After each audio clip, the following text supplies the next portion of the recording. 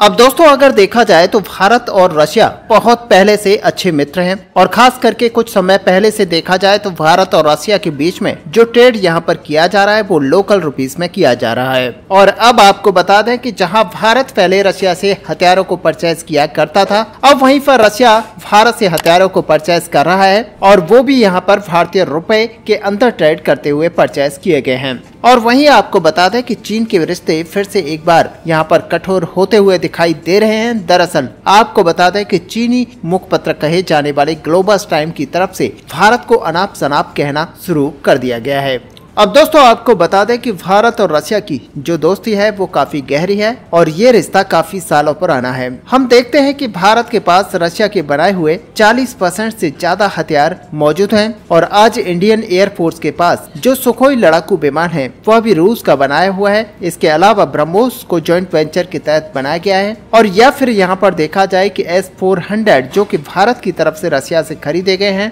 वो भी यहाँ पर भारत को देने को लेकर रशिया की तरफ से कोई कोताही नहीं बरती गई है। और दोनों देश अपने रक्षा संबंधों के साथ साथ अपने व्यापारिक संबंधों को भी मजबूत बनाए हुए हैं। लेकिन अब आपको बता दें कि भारत ही नहीं बल्कि रूस भी भारत से हथियारों को परचेज कर रहा है। बड़ी बात यह है कि दोनों देशों के बीच में जो व्यापार हो रहा है वो यहाँ पर लोकल करेंसी के तहत हो रहा है और सच माने कि इससे डॉलर के ऊपर काफी इम्पैक्ट आएगा और भारतीय रुपया यहाँ पर मजबूत होगा। ऐसे में आपको बता दें कि रशिया के ऊपर यूक्रेन युद्ध की वजह से कई सारे सैंक्शंस को थोपा गया है और तब से लगातार रशिया के ऊपर सैंक्शंस लगाए गए हैं और जिसके तहत रशिया अब यहाँ पर डॉलर में कोई ट्रेड नहीं कर पाता और इसी वजह से भारत और रशिया के बीच में जो ट्रेड्स हैं वो यहाँ पर रुपीस में होती हुई दिखाई दे रही हैं। हालांकि आपको देखने को ये मिलेगा कि इस लड़ाई के बावजूद भी भारत ने रशिया के साथ अपने व्यापार को यहाँ पर और भी ज्यादा मजबूत किया है और दोनों देशों के बीच में काफी बड़ी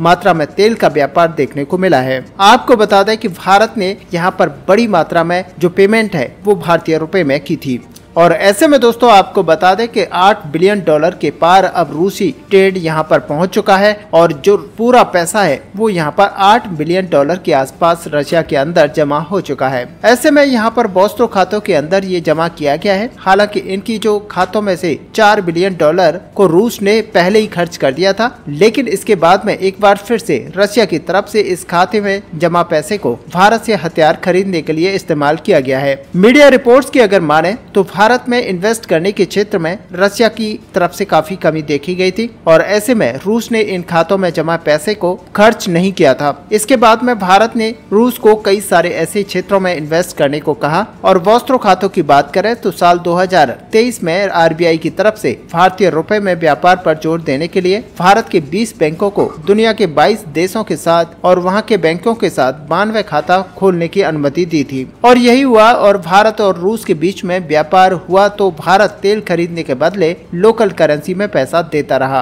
और ये पैसा इन खातों में जमा हो गया। और आपको बता दें कि रूस भारत में मशीनरी, ऑटो पार्ट्स और इंजीनियरिंग के कई सारे पार्ट्स को खरीदता है। इसके अलावा रूस का जो पैसा बोस्ट्रो अकाउंट में जमा है उनको भारत में निवेश करने को लेकर उनके द्वारा अब इस्तेमाल किया जा रहा है। वहीं दूसरी सबसे बड़ी बात यह है कि जिस रूस से हम पहले इम्पोर्ट करते थे वही रूस अब भारत से इम्पोर्ट कर रहा है। और आपको बता दें कि रशिया के अंदर भारत के कई बड़े सामान जा रहे हैं जिसकी वजह से अब जो ट्रेड यहाँ पर होता हुआ दिखाई दे रहा है वो करीब करीब बराबरी का है। और साथ ही आपको बता दें कि भारत और रशिया के जो रिश्ते हैं यहाँ पर और भी ज्यादा मजबूत हो रहे हैं। इस समय भारत से कई तरीके के डिफेंस उपकरण में लगने वाले कई तरीके के कंपोनेंट्स को रशिया के द्वारा खरीदा जा रहा है जो कि भारत के लिए काफी अच्छी खबर है। और इससे जो पैसा भारत का तेल वगैरह खरीदने में खर्च होता है वह पैसा भारत में ही रहेगा क्योंकि उल्टा घूमकर वो पैसा रूस द्वारा भारत के ऊपर ही खर्च कर दिया जाएगा। और आप सच माने कि भारत के अंदर रशिया की तरफ से काफी बड़ी मात्रा में रुपए को इन्वेस्ट किया गया है और यही वजह है कि दोनों देशों के बीच में जो ट्रेड है यहाँ पर लगातार बढ़ता जा रहा है। और ऐसे में दोस्तों आप देखेंगे कि रशिया भारत के अंदर जिस पैसे को यहाँ पर इन्वेस्ट कर रहा है वो भारत से ही तेल के